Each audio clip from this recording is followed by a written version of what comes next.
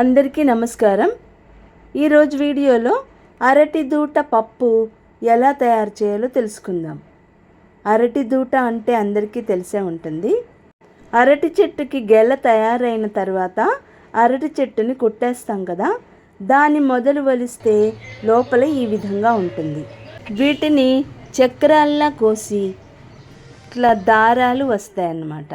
అవి తీసేసి చిన్న చిన్న ముక్కలుగా కోసి నీళ్లు పోసి ఉడికించాలి. అరకప్పు పెసరపప్పు నానబెట్టి ఉంచుకోవాలి.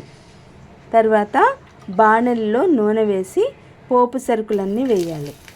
వెల్లుల్లి, కరివేపాకు, ఆవాలు, జీలకర్ర, ఎండుమిర్చి ఇవన్నీ వేసి పోపుని వేయించాలి. వేయించిన తర్వాత ఉడికిన అరటి దూట ముక్కలు, పెసరపప్పు 2 పచ్చిమిరపకాయలు చీలికలు చేసి వేసి అటు ఇటు పైనుంచి కిందకి అట్లా కలపాలి.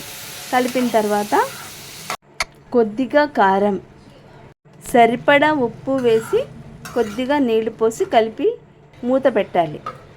అలా ఒక 5 నిమిషాలు ఉంచితే పప్పు రెడీ అవుతుంది.